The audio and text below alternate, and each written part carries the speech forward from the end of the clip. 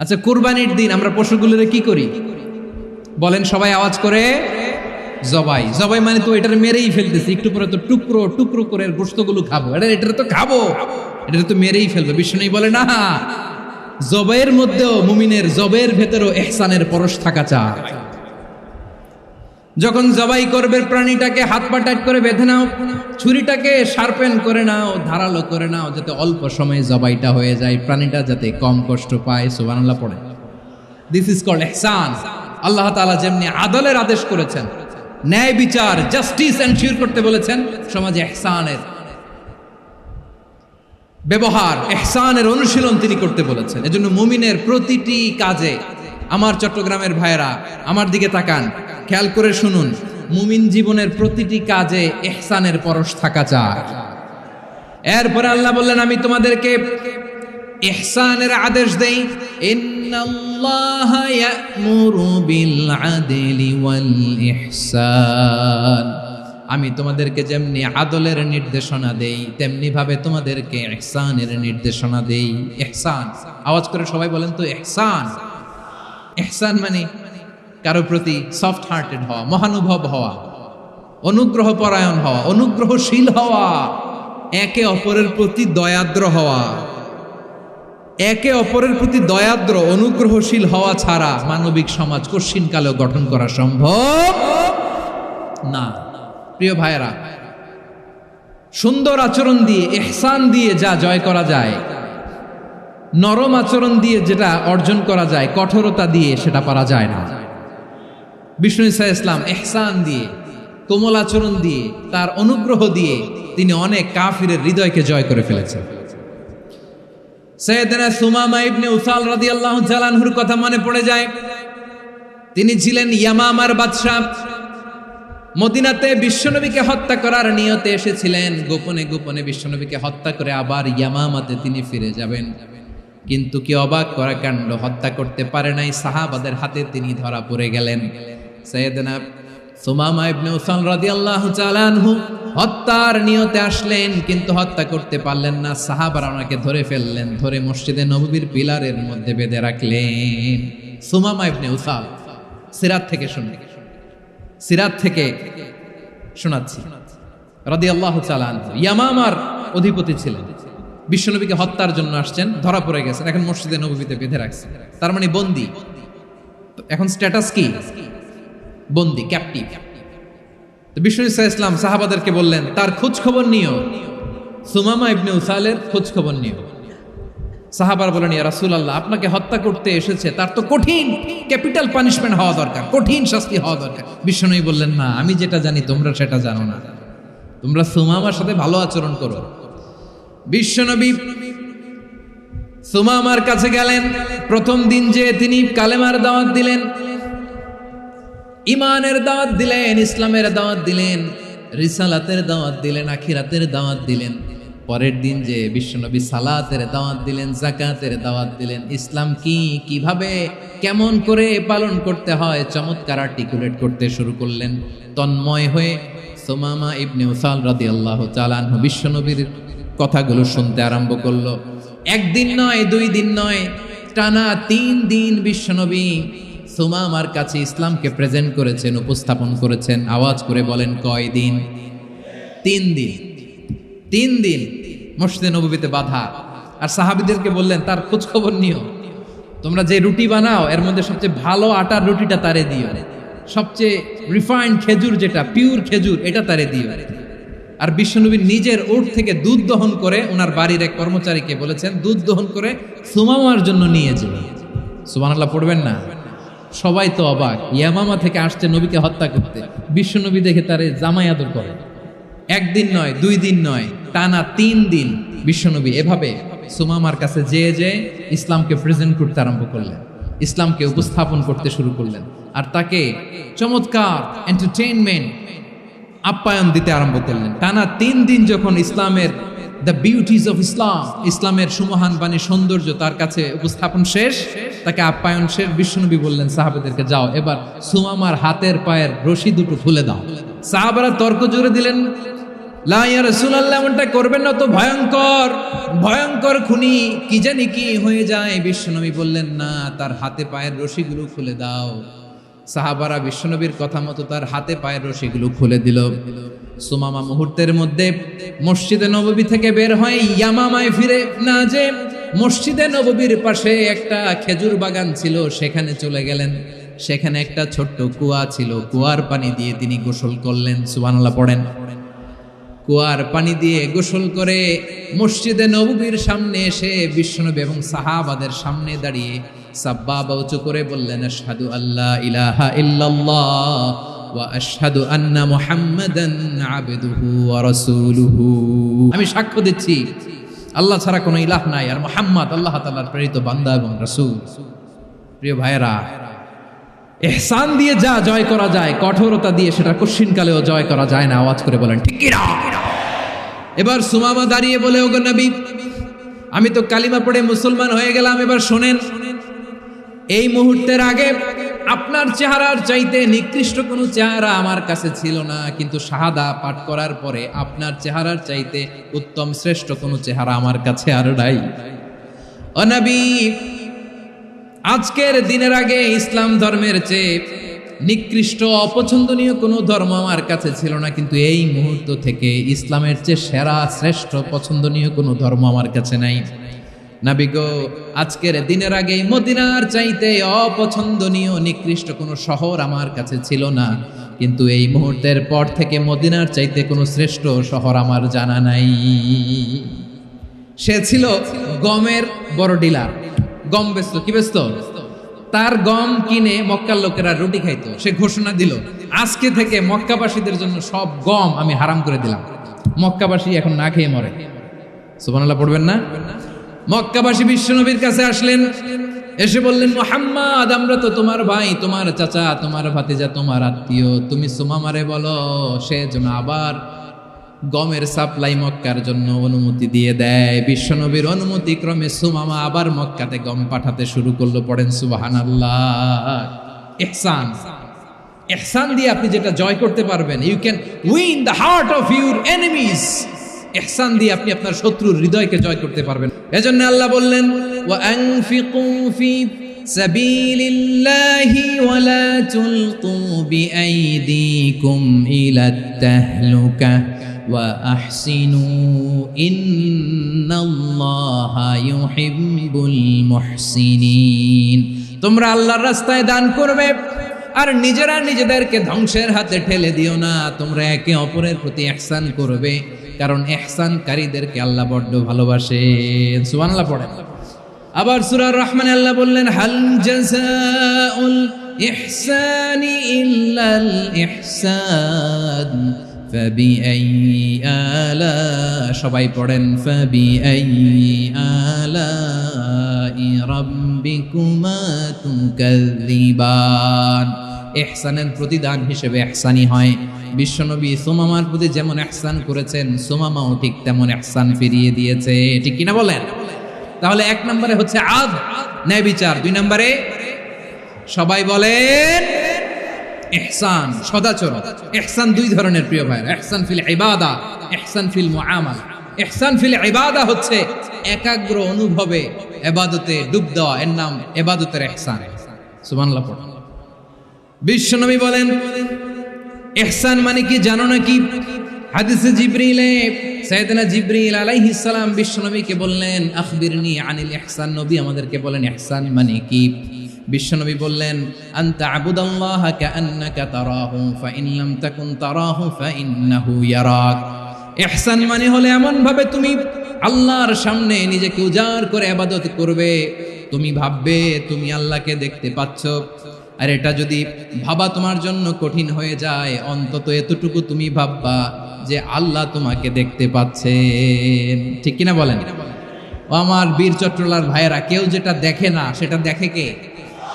এই বিশ্বাস হৃদয়ের মধ্যে আছে? নামাজে যখন দাঁড়ান এই ফিলিংসটা আনা যাবে? এসা পর্যন্ত যে আমরা হায়াত পাবো কোনো গ্যারান্টি আছে? সবাই আওয়াজ করে বলেন, গ্যারান্টি আছে? গ্যারান্টি নাই। এজন্য বিষ্ণু ইসলাম বলেছে, এমন ভাবে নামাজে দাঁড়াও, ইবাদত করো, মনে করো হতে পারে এটাই আমার জীবনের শেষ নামাজ।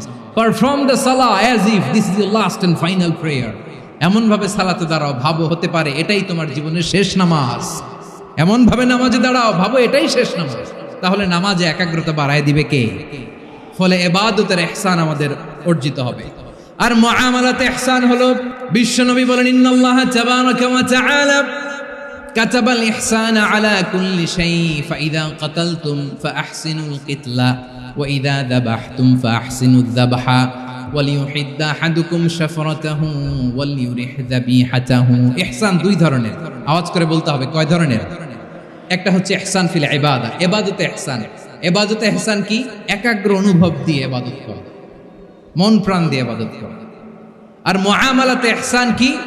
সব কাজে, দৈনন্দিন কাজে, কর্মে, সামাজিক অ্যাক্টিভিটিতে কোমলতা প্রদর্শন করা, অনুগ্রহের সাথে সবকিছু করা। আল্লাহ তাআলা ইন্নাল্লাহা তাবারাকা ওয়া তাআলা কাতাবাল ইহসানা আলা কুল্লি শাই, তিনি সব কিছুর ব্যাপারে ইহসানকে আবশ্যক করেছেন। সবকিছু, মুমিনের সব কাজে ইহসানের পরশ থাকবে। ওয়া ইযা কাতালতুম ফাহসিনুল কিতলা, বিষ্ণুই বলেন তুমি যখন কাউকে হত্যা করো ইহসানের সাথে করো। সুবহানাল্লাহ পড়বেন না? যখন হত্যা করো তখনও ইহসানের সাথে। আচ্ছা, হত্যা করবো আবার ইহসান আসবে করতে, করে তো মেরেই ফেলবো আমি। আল্লাহ, ও ভাই একজন খুন করেছে, খুনি, রাষ্ট্রীয় আইনে তার শাস্তি হয়েছে ডেথ পেনাল্টি, মৃত্যুদণ্ড। এখন মৃত্যুদণ্ড দেখে আপনি যেমনি মন চায় তেমনি মারবেন লোকটারে? ওর নাক কেটে ফেলতে পারবেন? ওর কান কাটতে পারবেন? ওর চোখ উপড়ে ফেলতে পারবেন আপনি? যেমন মন চায় তার অঙ্গহানি করা যাবে না। ইহসানের সাথে তাকে হত্যা করা। সুবহানাল্লাহ, this is Islam, this is the true essence of Islam. ওয়া ইযা যাবাহতুম ফাহসিনুয যাবহা, যখন জবাই করবে তখনও ইহসানের সাথে জবাই করবে। করব জবাই, ওইখানেও নাকি ইহসান।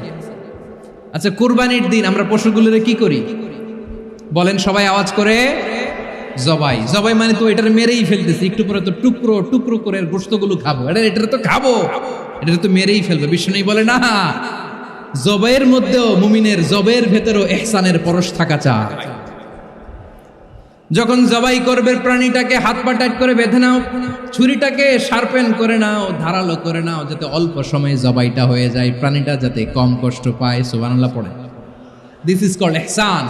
আল্লাহ তাআলা যেমনি আদলের আদেশ করেছেন, ন্যায় বিচার, জাস্টিস এনশিওর করতে বলেছেন, সমাজে ইহসানের ব্যবহার, ইহসানের অনুশীলন তিনি করতে বলেছেন। এজন্য মুমিনের প্রতিটি কাজে, আমার চট্টগ্রামের ভাইয়েরা আমার দিকে তাকান, খেয়াল করে শুনুন, মুমিন জীবনের প্রতিটি কাজে ইহসানের পরশ থাকা চায়।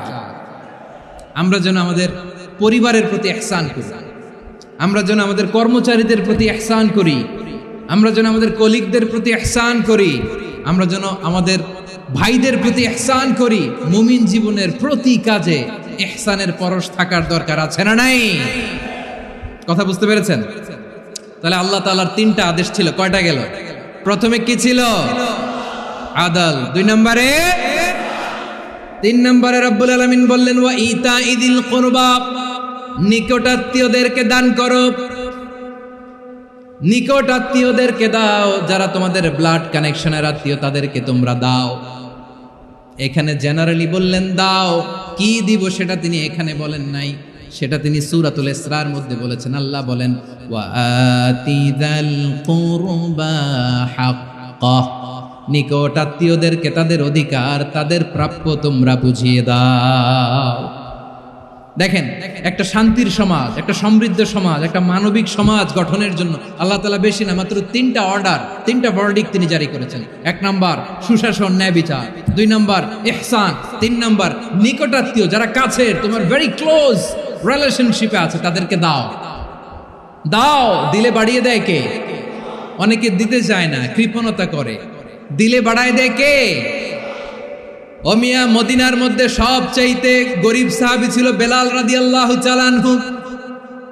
ওনার এন্টায়ার অ্যাসেট, সম্পদের পরিমাণ কতদূর জানেন? একটা লুঙ্গি।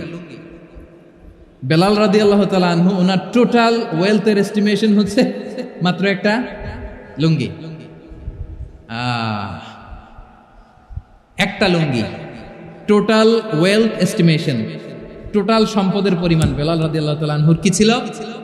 ওই বেলাল রাদিয়াল্লাহু তাআলা আনহুকে বিষ্ণু ইসলাম বলেছেন আনফিক ইয়া বেলাল, ও বেলাল তুমিও দাও। ওয়ালা তাখশা মিন যিল আরশি ইখলালা, আরশের অধিপতির তো কোনো ঘাটতি নাই, তুমি দিলে ওই আল্লাহ তোমারে বাড়ায় দিবে। এজন্য আমার প্রিয় ভাইয়েরা, দিলে কমে না, দিলে বাড়ে। অনেকে ধরে রাখে, নতুন কিছু নিতে পারে না, হাত দিয়ে যেটা ধরে রেখেছেন এটা দিয়ে দেন, বড় একটা ধরার সুযোগ পাবেন। জোরে বলেন ঠিক কিনা? রব্বুল আলামিন বললেন 3 নাম্বার আদেশ হলো তোমাদের প্রতি সমাজটারে কেমন করে মানবিক সমাজ, সুন্দর সমাজ গড়বা। 3 নাম্বার আদেশ হলো ওয়াআতিদাল কুরবা হাক্কা, নিকটাত্মীয়দেরকে তাদের প্রাপ্য বুঝিয়ে দাও। এই নিকটাত্মীয়দেরকে তাদের অধিকার বুঝিয়ে দেওয়া, প্রাপ্য বুঝিয়ে দেওয়াতে আমাদের গাফলতি আছে না নাই? অনেকে দেখবেন অনেক আল্লাহওয়ালা, তাহাজ্জুদ গুজার, সেজদা দিতে দিতে কপালে কালো দাগ ফেলে দিছে, সে তার বোনের হকটা আদায় করে নাই, আছে না নাই?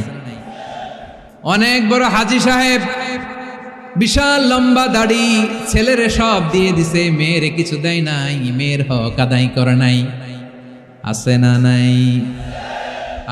এই হাজী সাহেবেরা, এই আল্লাহওয়ালারা কিয়ামতের ময়দানে আটকে যাবে। আপনি অন্যের অধিকার নষ্ট করেছেন, তাদের রাইটসকে ভায়োলেট করেছেন।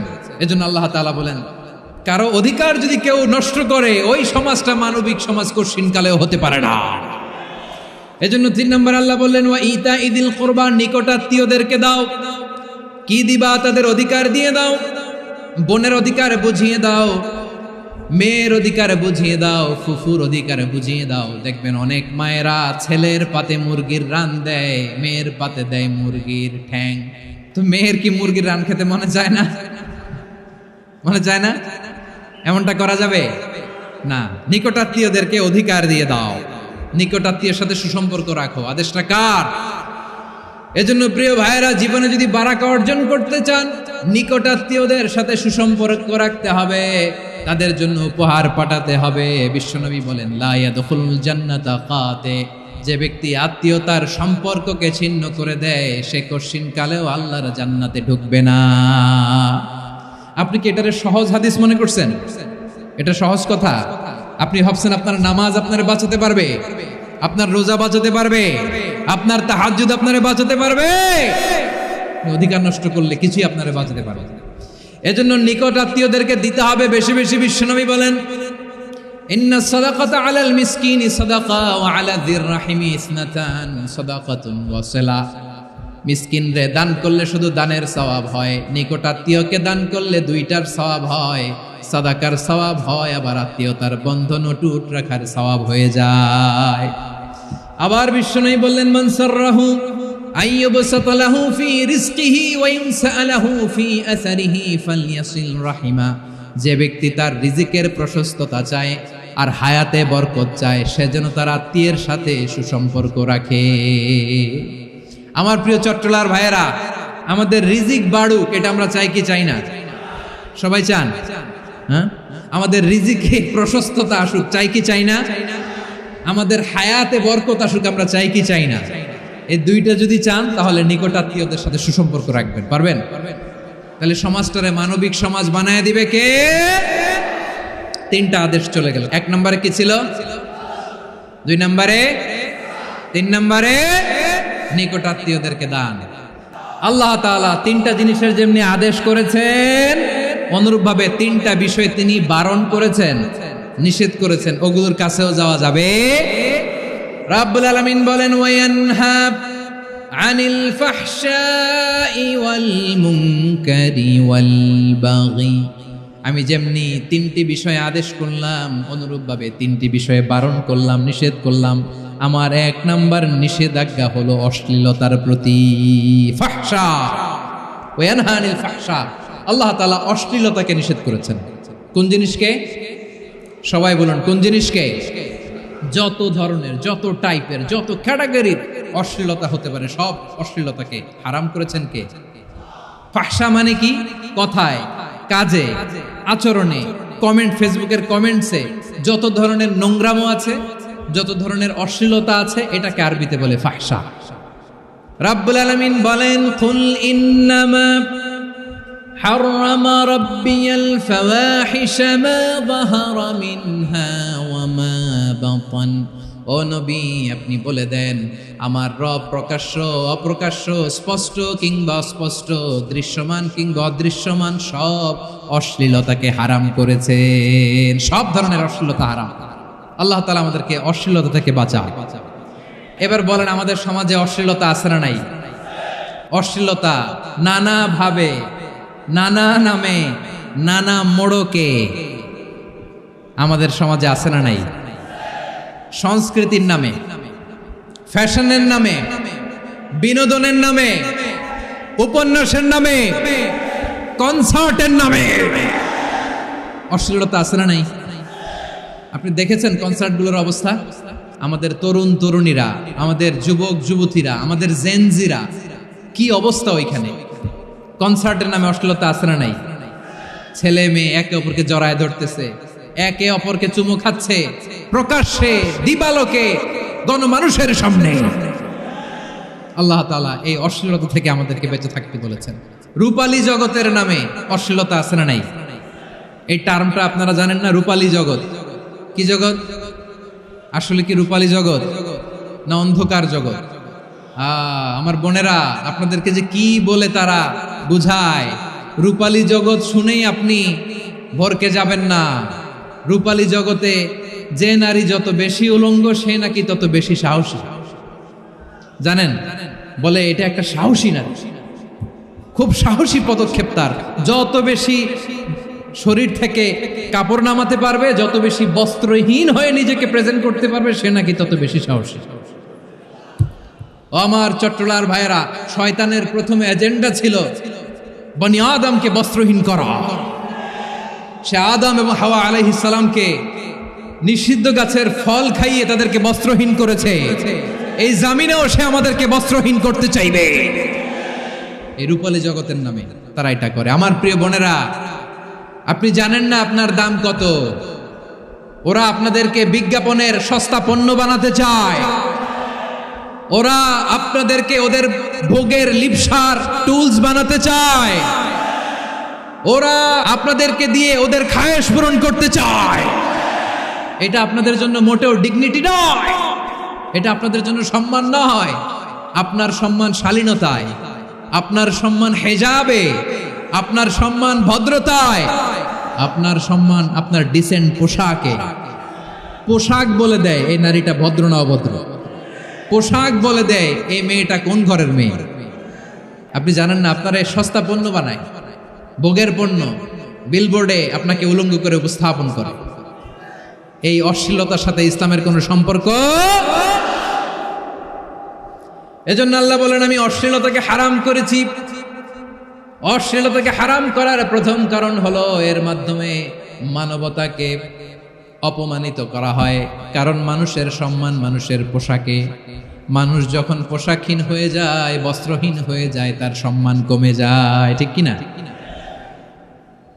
অশ্লীলতাকে হারাম করার প্রথম কারণ হচ্ছে মানুষ মানুষকে অপমান করে। একটা নারী, সে তো সম্মানিত, নারী যে কত সম্মানিত নারীর এটা বুঝেই নাই। বিশ্বনবী বলেন, আর দুনিয়া কুল্লুহা মাতা ওয়া খায়রু মাতা'আদ দুনিয়া আল মারআতুস সালিহা। আমার বোনেরা, 5টা প্যান্ডেলে আপনারা এলইডিতে আমার আলোচনা শুনছেন, আমি জানি। আপনাদের এই গর্ভ যে কত দামি আপনি জানেন না। আপনার পেট থেকেই আসবে আগামী দিনের সালাহুদ্দিন আল আইয়ুবী।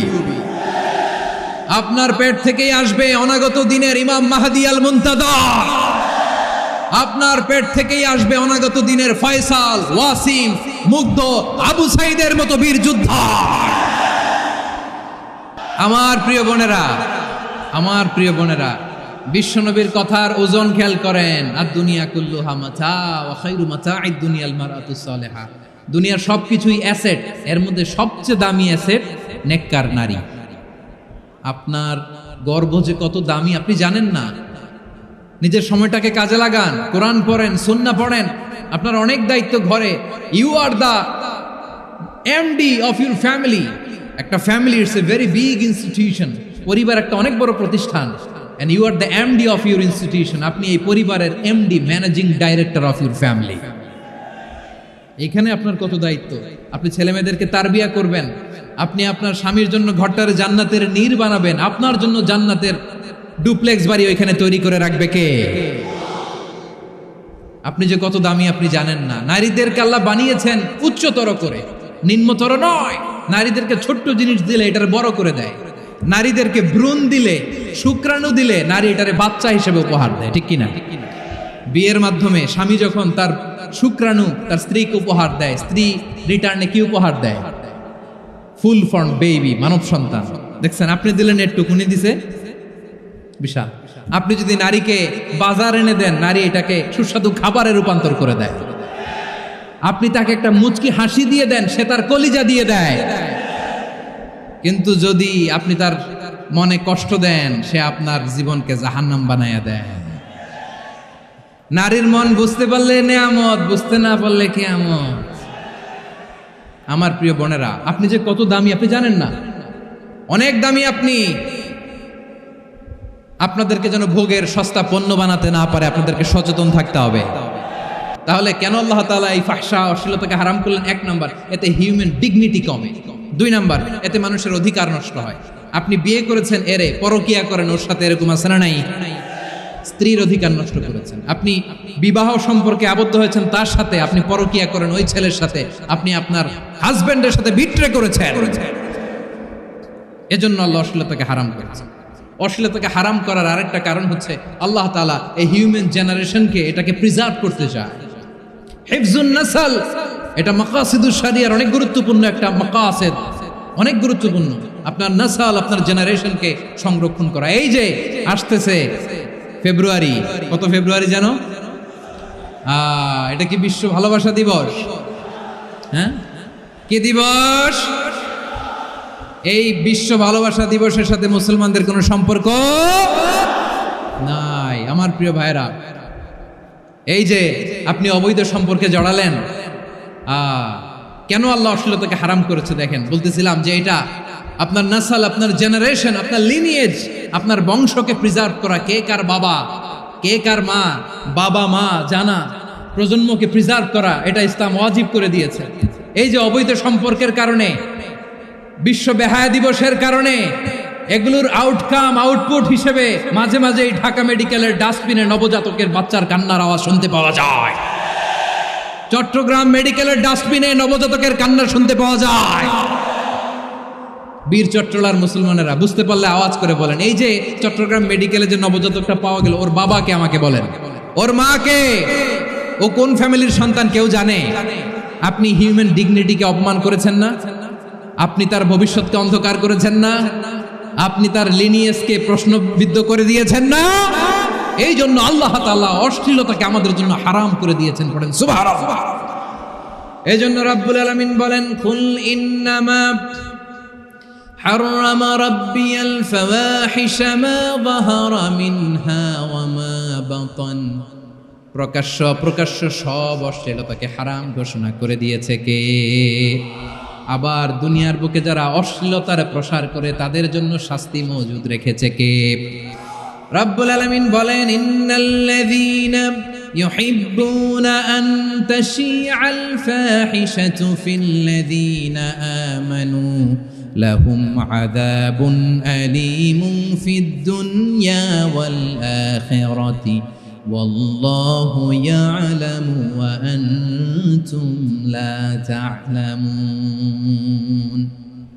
নিশ্চয়ই যারা বিশ্বাসীদের মাঝে অশ্লীলতার প্রচার প্রসার করতে চায় তাদের জন্য আমি মর্মন্তুদ শাস্তি প্রস্তুত করে রেখেছি, দুনিয়াতেও রেখেছি, আখিরাতেও রেখেছি। ঘোষণাটা কার?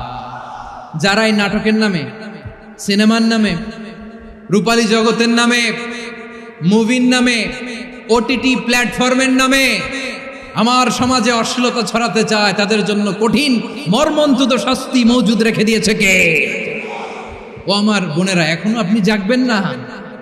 এখনো আপনার চিন্তার দুয়ারে এখনো নাড়া পড়ে নাই? ওরা আপনাকে উলঙ্গ বানাতে চায়, ওরা আপনাকে আইটেম গার্ল বানাতে চায়। এজন্য ইসলাম অশ্লীলতাকে হারাম করেছে। হারাম। ইসলাম বলেছে যোজন যোজন দূরে থাকো, ওরা বলে না কাছে আসো, কাছে আসার গল্প, ক্লোজ আপ ওয়ান, কাছে আসার গল্প আছে না নাই? তাহলে অশ্লীলতার সাথে আমাদের কোনো সম্পর্ক? সবাই বলতে পারেননি, আওয়াজ করে বলুন, অশ্লীলতার সাথে আমাদের কোনো সম্পর্ক আমরা এই সমস্ত ক্লোজ আপ ওয়ান, কাছে আসার গল্পের প্রোগ্রামে যাব। আমরা কোন ধরনের অশ্লীল কন্টেন্ট সোশ্যাল মিডিয়ায়, টিভিতে দেখব। কি যুগ যে আমরা কাটাচ্ছি আপনি কল্পনা করতে পারবেন না। পর্ন ইন্ডাস্ট্রি, নারী পুরুষের বস্ত্রহীন যুগল দৃশ্য, এটাকে দিয়ে ওরা কোটি ডলারের ইন্ডাস্ট্রি বানিয়েছে। পুরো মানব ইতিহাসে এরকম জঘন্য সময় মানব ইতিহাস পার করে নাই। পর্ন এটা ইন্ডাস্ট্রি হয়ে গেছে। আমাদের এই যুবকগুলো, জেনজিগুলো, ওদের চরিত্র বাঁচাবে কি করে? কেমন করে হেফাজত করবে ওদের এই মূল্যবান চরিত্র? আমার প্রিয় ভাইরা, এই অশ্লীলতার দ্য লেটেস্ট ভার্সন হচ্ছে LGBTQ, শরীফ থেকে শরীফা। শুনছেন আপনারা? দেখতে পুরুষ, আসলেই পুরুষ, সুস্থ একজন পুরুষ, 4 সন্তানের বাবা, বলে আমি মনে মনে নারী। দেখতে নারী, সুস্থ নারী, আসলেই সে দিব্যি একজন নারী, বলে আমি মনে মনে পুরুষ। সবচেয়ে ভয়ঙ্কর অশ্লীলতার সবচাইতে লেটেস্ট ভার্সন হচ্ছে এই ট্রান্সজেন্ডারিজম। সুস্থ পুরুষ তার বায়োলজিক্যাল গ্রোথকে হরমোন দিয়ে স্টপ করে দিয়ে সে সার্জারি করে নারী হতে চায়। সুস্থ নারী পুরুষ হতে চায়। পুরুষ পুরুষের প্রতি সেক্সুয়ালি আকর্ষণ বোধ করে। এটা লূত আলাইহিস সালামের কওমের মধ্যে ছিল। এটাকেও আল্লাহ কোরআনে ফাহিশা বলেছেন। ওয়ালুতান ইয ক্বালা লিকাওমিহি আতা'তুনাল ফাহিশাতা মা সাবাকাকুম বিহা মিন আহাদিম মিনাল আলামিন। লূত আলাইহিস সালাম বললেন, তোমরা কি এমন এক অশ্লীল কার্যক্রমে ডুব দিলে নাকি যেটা গোটা বিশ্বের কেউ কখনো করে নাই, তোমরাই প্রথম করেছো। পড়েন নাউযুবিল্লাহ। এই পশ্চিমের এই রোগ আমার দেশে যেন আসতে না পারে, আমাদের সজাগ থাকতে হবে। প্রিয় ভাইরা, চিল্লায় বলেন ঠিক কিনা? পশ্চিমের অবস্থা ভয়ঙ্কর। পাশ্চাত্যে, আমি যুক্তরাষ্ট্রে ছিলাম অনেকদিন, কয়েক মাস, বিভিন্ন স্টেটে ঘুরেছি। গার্ডিয়ানরা উদ্বিগ্ন, ছেলে মেয়েদেরকে, ছোট্ট ছেলে মেয়ে, ওদেরকে জিজ্ঞেস করে, তুমি how do you feel right now inside yourself? তুমি ভিতরে ভিতরে কেমন ফিল করো? তোমার কি ছেলে ছেলে লাগে না মেয়ে মেয়ে লাগে? আচ্ছা বলেন, এই ছোট্ট বাচ্চাটা ওকে এগুলো জেন্ডার অ্যাসাইনমেন্ট বলতে এগুলো কিছু বুঝে? এইভাবে মিসগাইড করা হচ্ছে।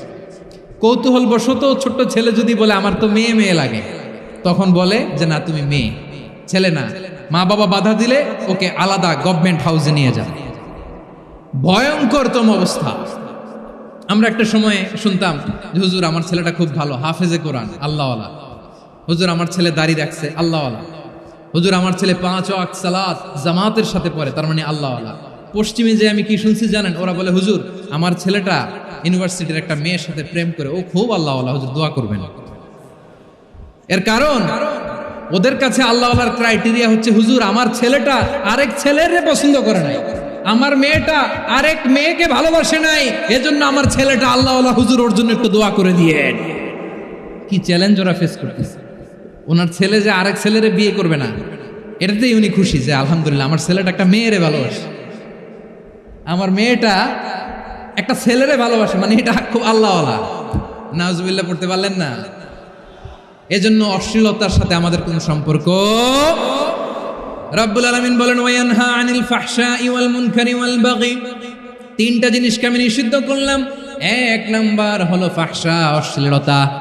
2 নম্বরে হলো মুনকার, সমস্ত মন্দ কাজ।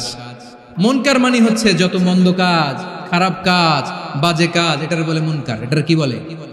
আপনারা পড়ছেন না, তা'মুরুনা বিল মা'রুফি ওয়া তানহাউনা আনিল মুনকার। সৎ কাজের আদেশ, অসৎ কাজের নিষেধ। মুনকার, মুনকার হচ্ছে মানুষের স্বাভাবিক বিবেকবোধ যেটাকে খারাপ বলে, ওইটাই মুনকার। পৃথিবীর সব আসমানি গ্রন্থ যেটাকে খারাপ বলেছে, মানুষের স্বাভাবিক বিবেকবোধ যেটাকে খারাপ বলেছে, এগুলো সব মুনকার। যেমন ইফতিজিং, এটা কি ভালো না খারাপ?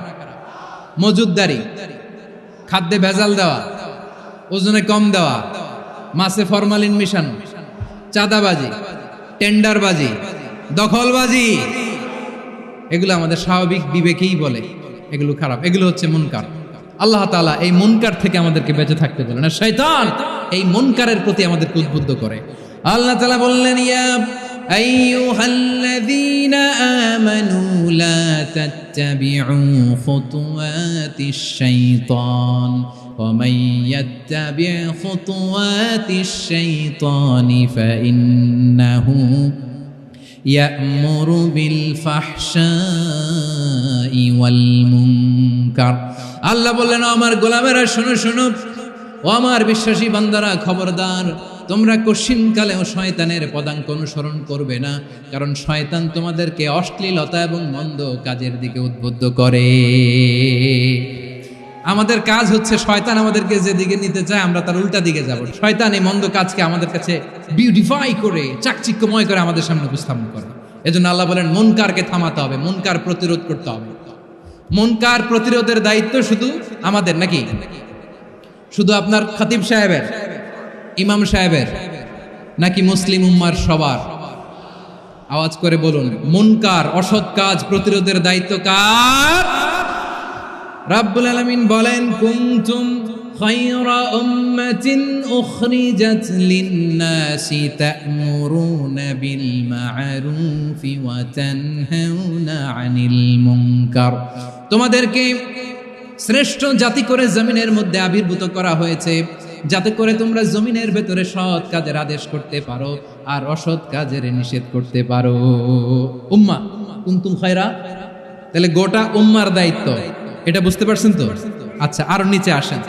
এরপরে আল্লাহ বললেন, শুধু উম্মাহ না, এই জমিনের রাজত্ব আমি যাদের হাতে দেই, এই জমিনের মালিক আমি যাদেরকে বানিয়ে দেই, যাদেরকে আমি সরকারের দায়িত্ব দেই, তাদেরকেও মুনকার প্রতিরোধের দায়িত্ব দিয়েছে কে? আল্লাহ বলেন, যারা ক্ষমতার মসনদে বসেছে তাদেরকে 4 দফা কর্মসূচি আমি আল্লাহ দিলাম। আওয়াজ করে বলেন, কয় দফা? আল্লাহ বলেন, আল্লাযীনা ইম্মাক্কান্নাহুম ফিল আরদি আকামুস সালাতা ওয়া আতাউজ যাকাতা ওয়া আমারু বিল মা'রুফি ওয়া নাহাউ আনিল মুনকার ওয়ালিল্লাহি আকিবাতুল উমুর। যারা এই জমিনের উত্তরাধিকার হয়েছে তারা 4 দফা কর্মসূচি নিয়ে সামনে আগাবা। সালাত কায়েম করবা, যাকাত আদায় করবা, সৎ কাজের আদেশ দিবা, অসৎ কাজ থেকে মুনকার প্রতিরোধ করবা। আদেশটা কার? আমার প্রিয় চট্টলার ভাইরা, পুরো উম্মার দায়িত্ব মুনকার প্রতিরোধ করা, সরকার প্রধানের দায়িত্ব মুনকার প্রতিরোধ করা। এরপর আল্লাহ বলেন, প্রতিটা ফ্যামিলির যিনি প্রধান সিইও বাবা, প্রত্যেক বাবারও দায়িত্ব এই মুনকার প্রতিরোধ করা। আওয়াজ করে বলেন ঠিক কি না? যেমনটি সাইয়েদনা লোকমান আলাইহিস সালাম ওনার কলিজার টুকরা সন্তানকে আদেশ করেছেন, ইয়া বুনাইয়া আকিমিস সালাতা ওয়া'মুর বিল মা'রুফি ওয়ানহা আনিল মুনকার। পড়েন সুবহানাল্লাহ। বাবা ছেলেকে সবক দিচ্ছে, লোকমান আলাইহিস সালাম ছেলেকে বলতেছে, ওরে আমার কলিজার টুকরা সন্তান, ওরে আমার বাছা, নামাজ কায়েম করবা, সৎ কাজের আদেশ দিবা, আর মুনকার প্রতিরোধ করবা, অসৎ কাজ, সমাজ থেকে খারাপ কাজকে ঝেঁটে বিদায় করে দিবা। তাহলে দেখেন, আমি স্টেপ বাই স্টেপ নামলাম। পুরা উম্মার দায়িত্ব, জমিনের উত্তরাধিকারী আল্লাহ যাদেরকে বানিয়েছেন সরকার, তাদের দায়িত্ব, প্রতিটি ফ্যামিলির প্রধানের দায়িত্ব। এরপরে বিশ্বনবী বলেন, সচেতন প্রতিটি মুসলিমের দায়িত্ব সমাজ থেকে মুনকারকে উৎখাত করা।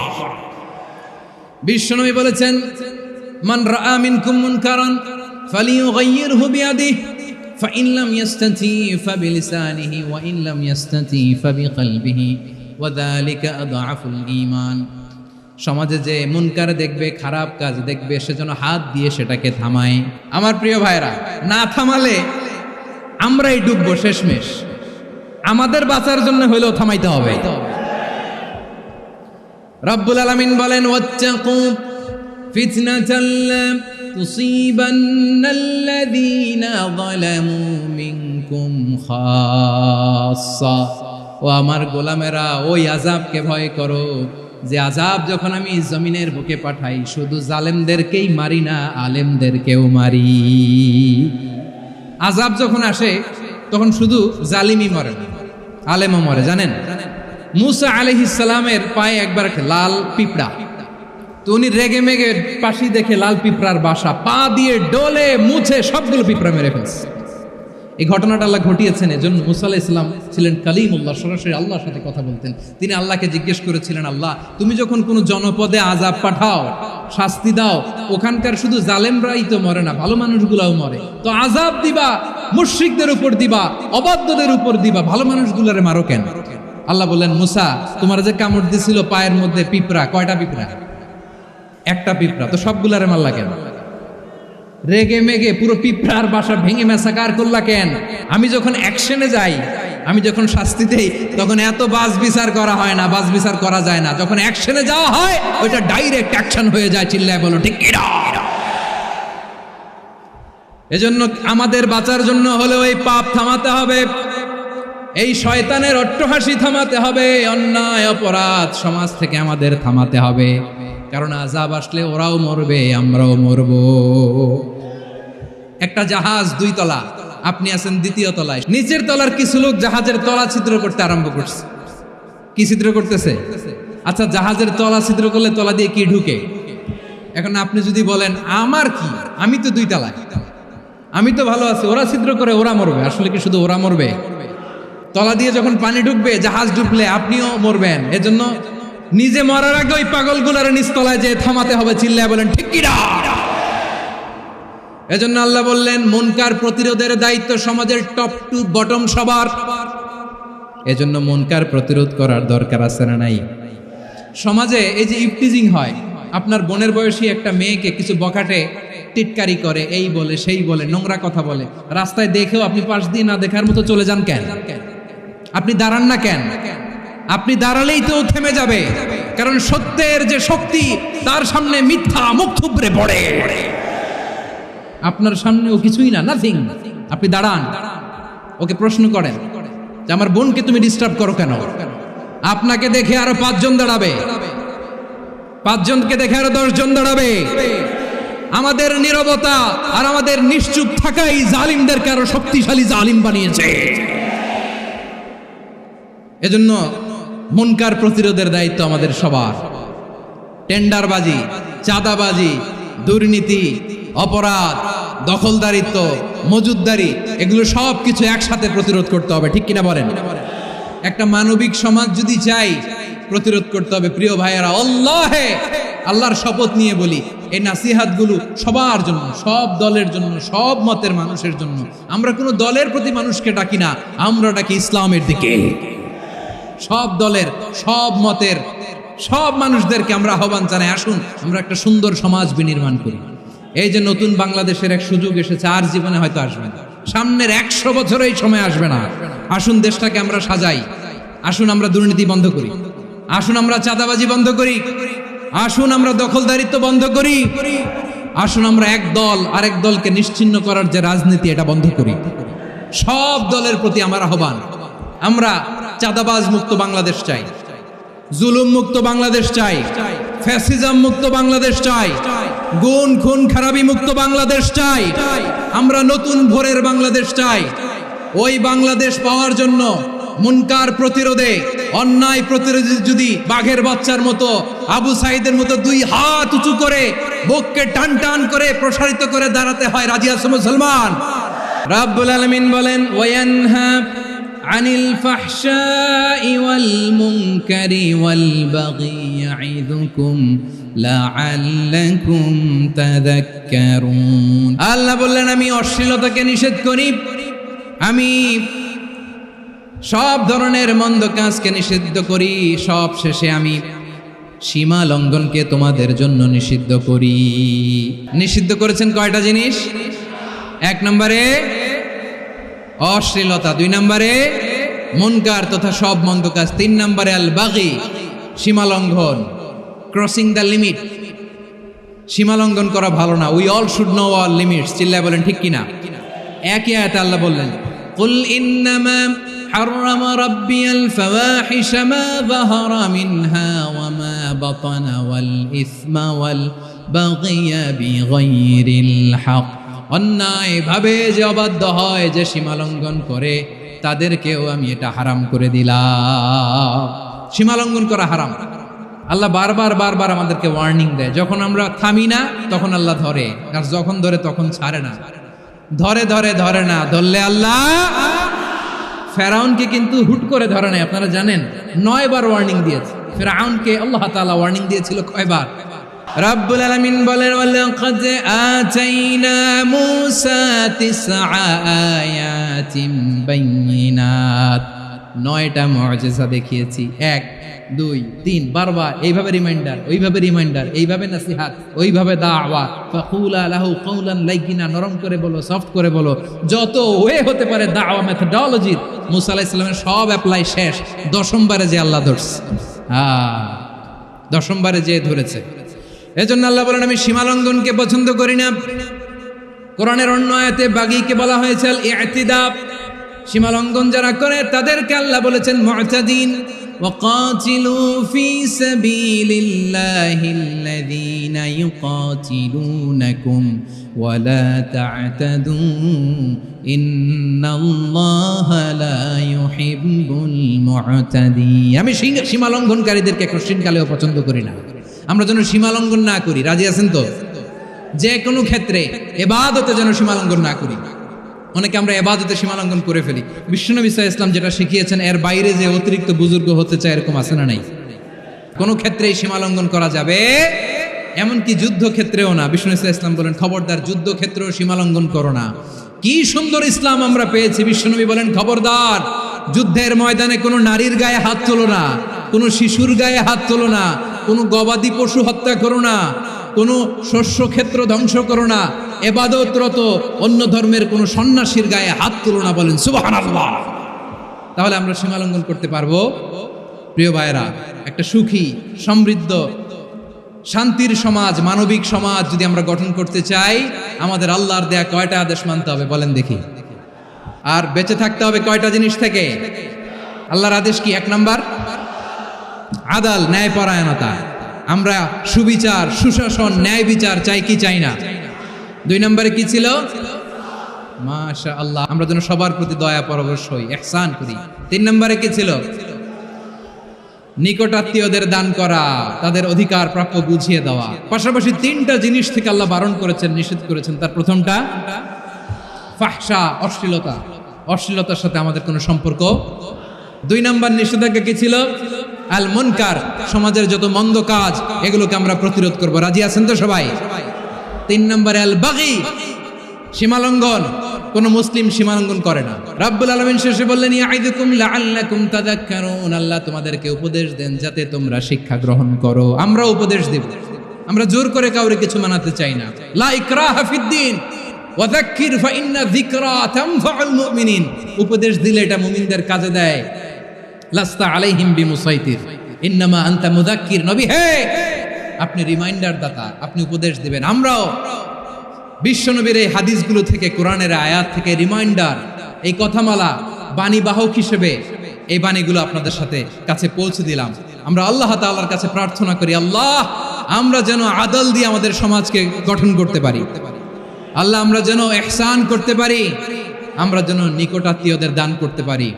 আল্লাহ যত ধরনের অশ্লীলতা, অনাচার, মন্দ কাজ, সীমালঙ্ঘন, অবাধ্যতা থেকে যেন আমরা বেঁচে থাকতে পারি। আল্লাহ তাআলা আমাদের সবাইকে কথাগুলো বোঝার ও আমল করার তৌফিক দান করুক। হাযা মা ইনদি ওয়াল ইলমু ইনদাল্লাহ আলাইহি তাওয়াক্কালতু ওয়া ইলাইহি উনীব। সুবহানাকাল্লাহুম্মা বিহামদিকা আশহাদু আল্লা ইলাহা ইল্লা আনতা আস্তাগফিরুকা ওয়া আতুবু ইলাইক।